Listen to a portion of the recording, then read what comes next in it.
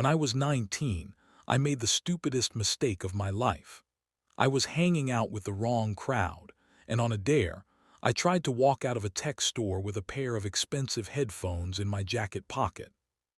I thought I was being slick. I was. Loss prevention stopped me at the door, the police were called, and before I could even process what was happening, I was sitting in the back of a squad car. Because it was a Friday night, the magistrate wasn't available. I was told I'd have to spend the entire weekend in the county jail waiting for a Monday morning hearing. I had never been in trouble before. I was terrified. Walking into that booking room, stripping down, and putting on a bright orange uniform made my stomach completely drop. When they escorted me into the holding unit, I immediately realized how out of place I was. I was young, skinny, and clearly visibly shaking. The other guys in the unit looked hardened, loud, and entirely unbothered by being there. Some of them stared at me like predators looking at prey. I kept my eyes glued to the concrete floor, trying to blend into the wall. Later that night, I was assigned to a two-man cell. My cellmate was an older guy, probably in his late 40s, named Arthur. At first, I felt a massive wave of relief. He wasn't aggressive. In fact, he spoke to me in a very calm, welcoming voice. He told me the ropes, explained when meals would arrive, and gave me advice on how to keep to myself so nobody would bother me. I thought I lucked out, but as the weekend dragged on, the vibe completely shifted. Arthur started asking incredibly specific personal questions. Where exactly do you live? What hours do you work? Do your parents leave the house often? I tried to give short, vague answers, but he kept pressing. He would sit way too close to me on the bunk, occasionally putting a heavy hand on my shoulder while smiling a strange, empty smile. The lights in the jail never fully turn off. They just dim into a depressing twilight. I barely slept. One night, I suddenly opened my eyes in the middle of the lockdown period. I looked up at the top bunk and Arthur was staring directly down at me in the dark. He didn't blink. He just whispered, "Can't sleep either, huh?" I didn't say a word. I just turned toward the wall, praying for Monday morning to arrive. Monday finally came. My dad bilaid me out, and the relief of leaving that place was indescribable. I just wanted to go home, shower, and pretend that weekend never happened. But 3 days later, I checked my social media. I had a new follow request from a private account with no profile picture and a username that was just a string of random numbers. My account was public at the time. Shortly after, a direct message popped up. I opened it and my heart stopped. It was a selfie of Arthur sitting in a car, wearing civilian clothes, giving that exact same empty smile from the jail cell. Underneath the photo, the text read, "See you real soon, roomie." I blocked the account immediately, my hands trembling. I had never told him my last name, but in local county jails, arrest logs and inmate names are public record. He must have just looked up who was processed that Friday night. 2 days after that message, I was home alone. It was around 3:00 a.m. Suddenly, my phone buzzed with a notification from my front door security camera. I opened the live feed. In the grainy night vision footage, I could see a man standing on my porch. He had a hood pulled low over his face. He didn't knock. He didn't ring the bell. Instead, he reached out, grabbed the doorknob, and slowly started rattling it back and forth, testing to see if it was unlocked. I froze in absolute terror. Then he stopped, walked off the porch, and disappeared into the shadows. I immediately dialed 911. When the police arrived, he was long gone. I showed them the Instagram message and the camera footage, but because his face was hidden under the hood, they said there wasn't much they could do besides file a report and tell me to keep my doors locked. It's been over a year since that night. I moved to a completely different town, changed all my security settings, and deleted my public social media profiles.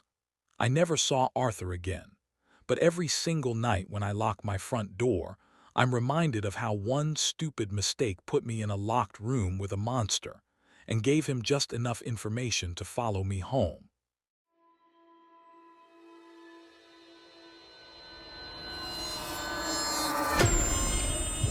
There was an old, abandoned structure about 40 minutes outside of my hometown that everyone called the Blackwood Asylum. It sat in the middle of a massive, overgrown field, completely isolated from the main highway. From the road, it looked like a fortress from a nightmare. High, jagged roof lines, boarded-up windows, and concrete walls stained black from decades of rot.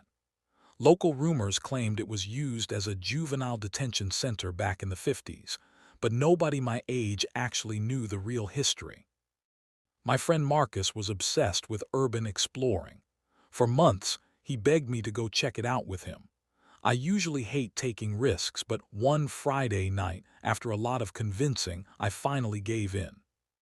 That was the worst mistake I've ever made. We parked Marcus's car nearly half a mile away on a dirt turnout so no passing police cars would spot it. We grabbed two heavy-duty flashlights, slipped through a rusted gap in the perimeter fence, and walked through the tall grass toward the front entrance. When we reached the massive wooden doors, we expected them to be chained shut. But to our surprise, the main door was slightly ajar, leaving a dark 4-inch gap. The moment we stepped inside, the air changed. It was freezing, suffocatingly heavy, and smelled like damp concrete and decaying wood. Our flashlight beams cut through thick clouds of swirling dust particles. We walked deeper into the main corridor. The interior was completely trashed. Chunks of plaster had caved in from the ceiling, and broken glass crunched beneath our boots. I already had a terrible feeling in my gut. I told Marcus we should turn around before the structure collapsed on us. He just laughed, called me paranoid, and kept walking. We ended up in what looked like a cell block. Heavy iron bars lined both sides of the corridor, leading into pitch-black rooms. Suddenly, a massive thud echoed from upstairs. It sounded like a heavy wooden door slamming shut, vibrating right through the floorboards beneath us. We both froze dead in our tracks. The laughter completely left Marcus's face. We instantly turned around to head back toward the front entrance. But as we reached the doorway leading back to the main lobby, our flashlights hit something that made my blood run completely cold. Standing at the far end of the hall, right in our path of escape, was a man. He was just standing there in the dark, watching us. Before we could even scream, he raised his hands in a calm, non-threatening gesture and spoke in a surprisingly smooth, relaxed voice. "Hey, take it easy, guys. I don't want any trouble," he said. Marcus stepped in front of me, gripping his flashlight like a weapon, and demanded to know who he was. The man took a slow step forward into our flashlight beams. He smiled and said he was the private security guard hired to watch the property because teenagers kept breaking in and hurting themselves.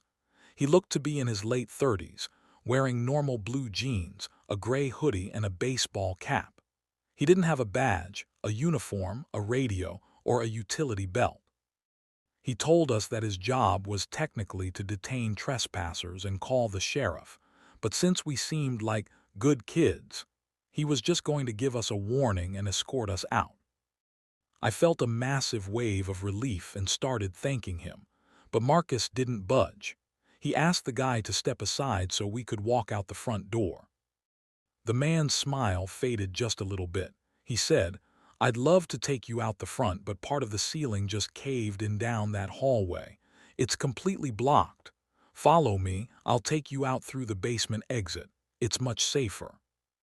He turned around and started walking deeper into the layout of the building, gesturing for us to follow. I started walking, but Marcus grabbed my jacket sleeve and held me back. He whispered into my ear, "He's lying. We came from the front hall less than 5 minutes ago. Nothing caved in. Look at his clothes. He's not a guard." Panic flooded my chest. The man stopped walking, turned back to look at us in the narrow hallway, and noticed we weren't following him. He pointed to a heavy iron door on his left that led down to a pitch-black staircase. "After you," he said, his voice dropping into a flatter, colder tone. Marcus stood his ground. "No, you go first," Marcus replied, keeping his flashlight pointed directly at the man's face. The man didn't move for 3 agonizing seconds.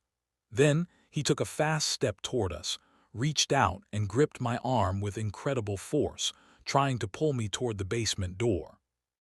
Marcus didn't hesitate. He swung his heavy metal flashlight, striking the man directly across the shoulder. The man stumbled back into the doorframe, losing his grip on my sleeve. "Run!" Marcus screamed. We bolted. We didn't look back. We ran straight down the main corridor. The exact path the man claimed was blocked by a caved-in ceiling. It was completely clear. We burst through the front doors, sprinted across the overgrown field, and didn't stop running until we reached Marcus's car. We threw it into drive and tore down the highway.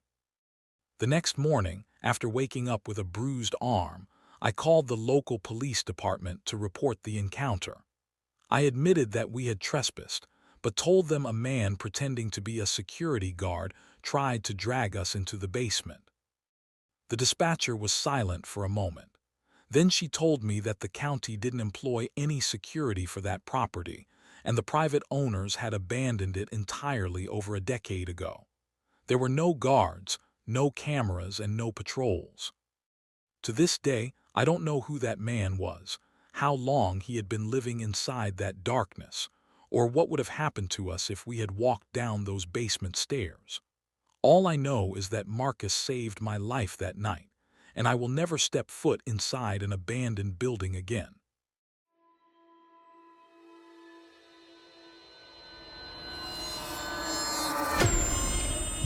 A few years ago, I took a job as a logistics coordinator for a state penitentiary.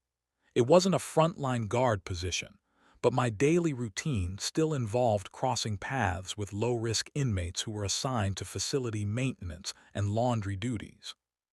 For the most part, the job was strictly professional.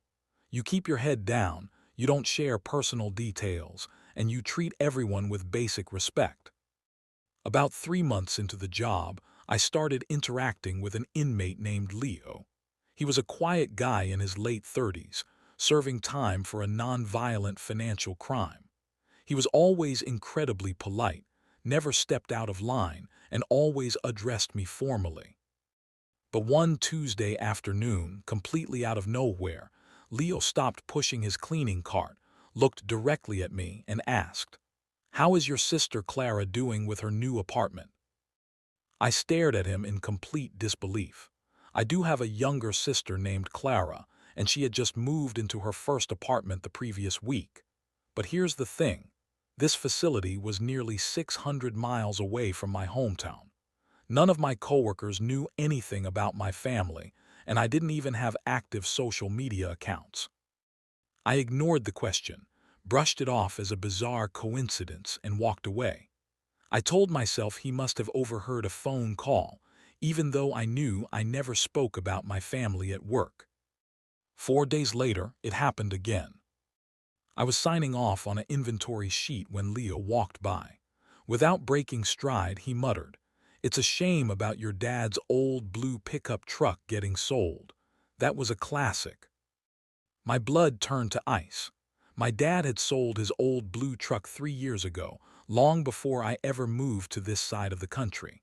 I pulled Leo aside into a secure holding alcove and demanded to know how he knew that. He just smiled, shrugged his shoulders, and said, "People talk, sir." That night I couldn't sleep. The level of privacy invasion felt overwhelming. I went into the facility database the next day to look up Leo's file, thinking maybe he was secretly from my hometown. But according to his records, he had lived his entire life in this state. He had absolutely zero connection to my family, my past, or my childhood. I reported the incidents to my supervisor. She dismissed it entirely, telling me that inmates love to play psychological mind games with staff to make them paranoid or provoke a reaction. She told me to just ignore him until his release date, which was only a few weeks away. When Leo's release day finally arrived, I happened to see him walking toward the exit gate in his civilian clothes. He stopped, turned back to look at me through the glass partition, and gave me a slow, deliberate wave. He didn't say a word, but the expression on his face made my stomach churn. 2 months passed, and I eventually forgot all about Leo. I moved into a small house closer to the city and started settling into a normal routine. One night, around 1:30 a.m., my phone began vibrating aggressively on my nightstand. It was an alert from my driveway security camera, indicating that motion had been detected near the front porch. I opened the live video feed. The camera showed a man standing directly in front of my door. He was wearing a dark jacket with the hood pulled up high, completely obscuring his face from the lens. He stood perfectly still for nearly a minute. Then he reached out and rang the doorbell. He waited. When I didn't answer, he leaned in incredibly close to the camera speaker and spoke in a soft, mocking whisper. "Is anybody home? I'm just traveling through town, looking for a place to stay." Even through the distorted audio of the camera speaker, I recognized that voice instantly. It was Leo. Panic hit me like a physical blow. I switched on the microphone feature on my phone and yelled through the camera app, "I am calling the police right now. Get away from my house." Leo didn't panic. He slowly lifted his head, looked straight into the camera lens, and let out a quiet, chilling laugh. Then he turned around and walked down my driveway, disappearing into the darkness of the street. He didn't have a car parked nearby. He had walked there on foot. The police arrived about 10 minutes later. I showed them the footage and gave them Leo's full legal name and release information. They checked his last known parole address, but he wasn't there. He had completely vanished. I ended up hiring a private investigator to find out how a random inmate from a different state could possibly know intimate details about my family's past. A week later, the investigator uncovered the truth, and it was a tech nightmare. It turned out that several years prior, a distant relative of mine had their personal cloud storage hacked, leaking hundreds of family photos, old logistics documents, and addresses onto a public database forum. Leo hadn't targeted me because of some grand conspiracy. He was just a professional identity thief who had studied those leaked files out of boredom before he went to prison. When I happened to start working at his facility, he recognized my unique last name and decided to use the information to torment me. I never saw Leo again after that night on my porch, but the damage was done. The fact that someone could access the private blueprint of your life, memorize it, and use it to track you down in the real world is a thought that keeps me awake every single night. It's deeply unsettling to realize that a random encounter in your everyday life can follow you all the way back to your front porch. What would you have done if you looked at your security camera and saw a former inmate smiling back at you in the middle of the night? Let me know your game plan in the comments below. If this story gave you chills, please leave a like and subscribe to the channel with notifications turned on so you never miss the next upload. Stay safe out there, and thank you for listening.